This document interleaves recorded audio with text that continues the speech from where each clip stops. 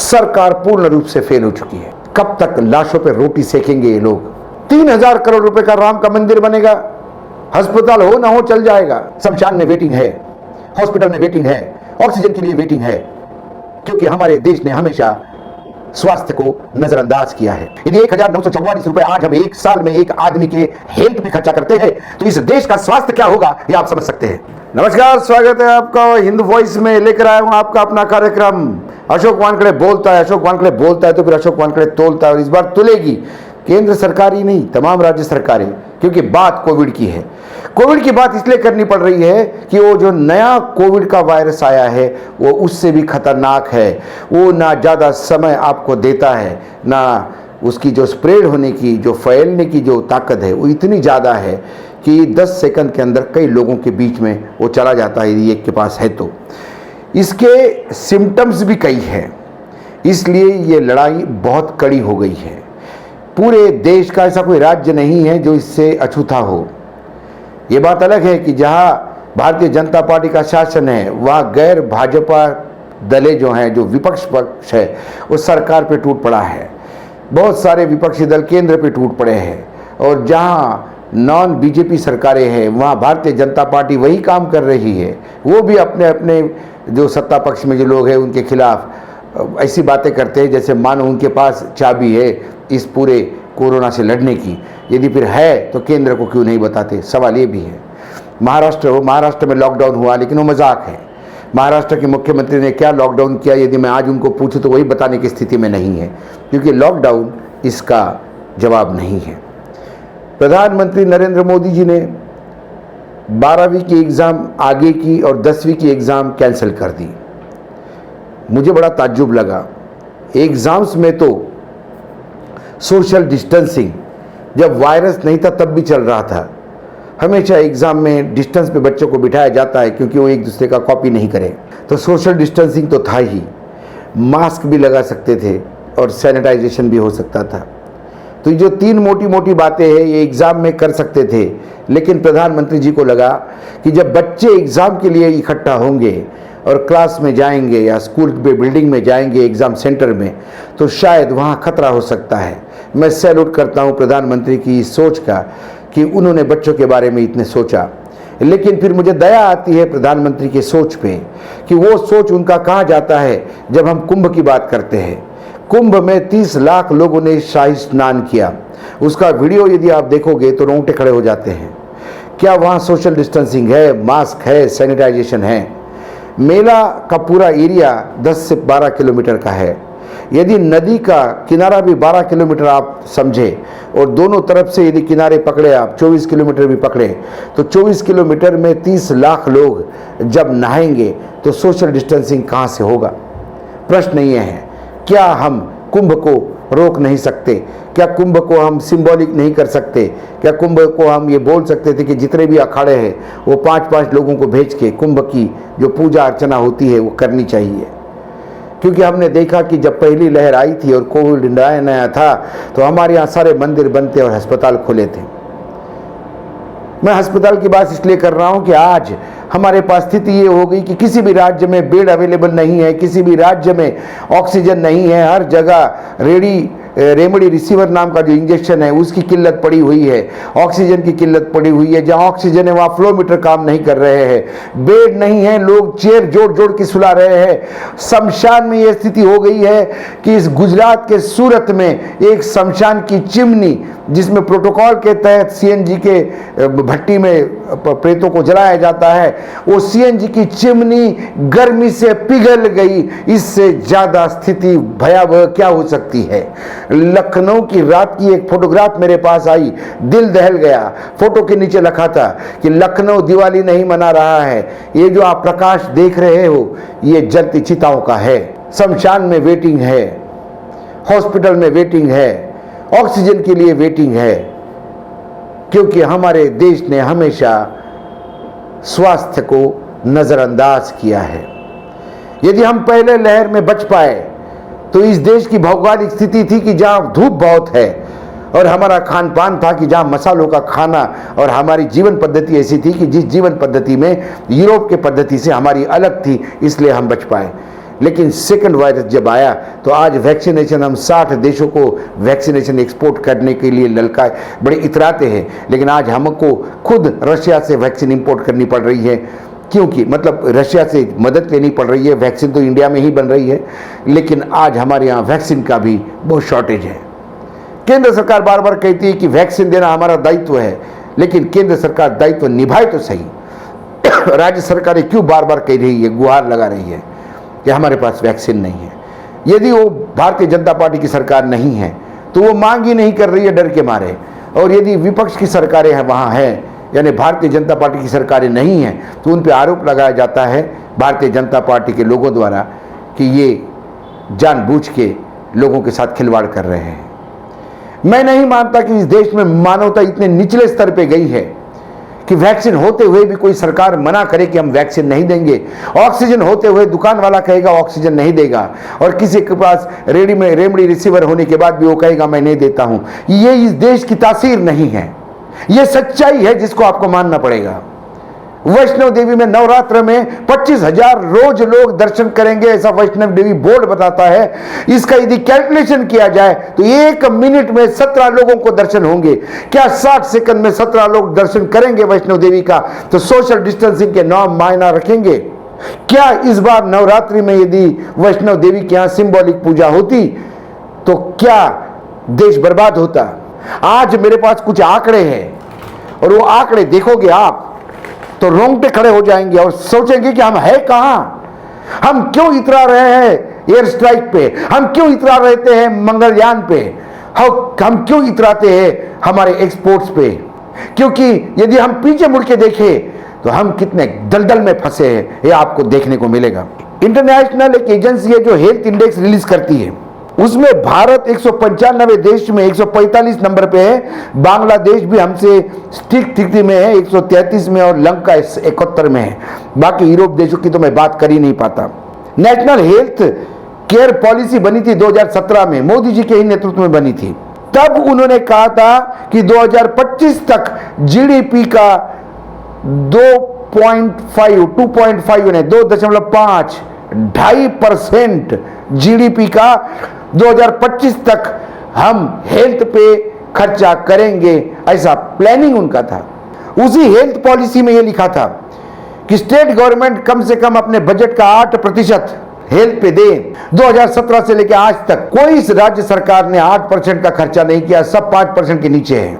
विश्व का यदि आंकड़ा देखा जाए तो हम कहां हैं आपको समझ में आएगा। ऑस्ट्रेलिया में जीडीपी का 9% खर्चा किया जाता है, वही हालत यूके की है, इंग्लैंड की है, न्यूजीलैंड की है, फिनलैंड की है, नीदरलैंड की है। America, United states of America में 16% जीडीपी का हेल्थ पे खर्चा किया जाता है। बांग्लादेश और पाकिस्तान में तक 3% जीडीपी का है। Japan, France, Germany, Switzerland 10% GDP का खर्चा करते हैं। ये आंकड़े हैं मेरे पास। और हमारे यहां पर कैपिटा स्पेंडिंग 1008 साल में एक आदमी पे 2015 में, वो बढ़ के अभी 2020 में 2000 के करीब हो गया था 1944 रुपए। यदि 1944 रुपए आज हम एक साल में एक आदमी के हेल्थ पे खर्चा करते हैं तो इस देश का स्वास्थ्य क्या होगा ये आप समझ सकते हैं। स्वास्थ्य पहले, यदि मेरा मतदाता ही जीवित नहीं रहेगा तो मैं राज्य किस पे करूंगा। बंगाल में चुनाव में जो धज्जियां उड़ी है, ये हर राज्य में जो बाई इलेक्शन हो रहे हैं, राजस्थान हो, मध्य प्रदेश हो, हरियाणा हो, जहां जहां बाई इलेक्शंस हो रहे हैं, उपचुनाव हो रहे हैं, वहां धज्जियां उड़ रही है। और बंगाल में तो जो प्रोटोकॉल तोड़ते हुए जो नंगा नाच किया है सभी राजनीतिक दलों ने, वो शर्मसार है। क्या जहां चुनाव होते हैं वहां कोरोना नहीं पहुंचता? कोरोना चुनाव नहीं देखता, कोरोना धर्म नहीं देखता, कोरोना जात नहीं देखता, कोरोना त्योहार नहीं देखता, कोरोना राज्य की सीमाएं नहीं देखता, देश की सीमाएं नहीं देखता, कोरोना गरीब और रईस नहीं देखता, कोरोना विचारधारा नहीं देखता, जो सामने आता है उसको लपेट लेता है। और हमारे मंत्री कहते हैं कि भाई उम्र होने के बाद मरना ही पड़ता है, क्या करें। उत्तराखंड के मुख्यमंत्री कहते हैं कि गंगा जी है ना, बचा लेगी सबको, तो फिर क्यों कोविड का इंजेक्शन पे इतना खर्चा करना, क्यों करोड़ों रुपए खर्चा करना कोविड की लड़ाई के लिए? पूरे देश में गंगा जल पहुंचाओ हर एक के घर में। ऐसे मुख्यमंत्रियों के इस्तीफे ले जाने चाहिए। जनता को दिशा भूल करना और जनता की जो आस्था है उस आस्था को गलत रूप में परिभाषित कर उसका दुरुपयोग करना, इसके लिए इनको सजा होनी चाहिए।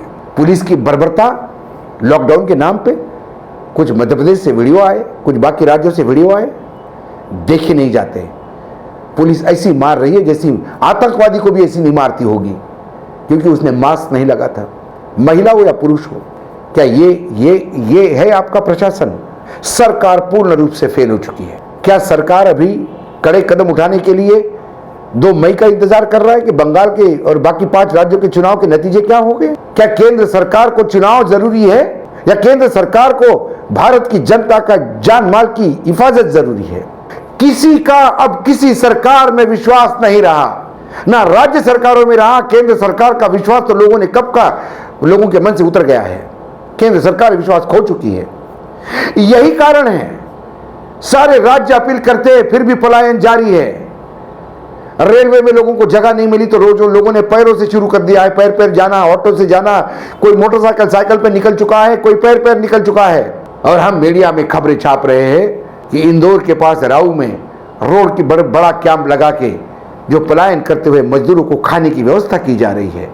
क्या बहुत बड़ा काम कर रहे हैं हम। घिन आती है, राजनीति पे घिन आती है। कब तक लाशों पे रोटी सेकेंगे ये लोग, कब तक सेकेंगे? ये सवाल मैं छोड़ के जा रहा हूं आपके सामने। ये पूछिए आप। और आस्था सबकी है, मैं भी हिंदू हूं और जो कैमरामैन मेरे सामने बैठे वो मुसलमान हैं। दोनों कोरोना से डर रहे हैं। आज हमारे यहां हॉस्पिटल नहीं है।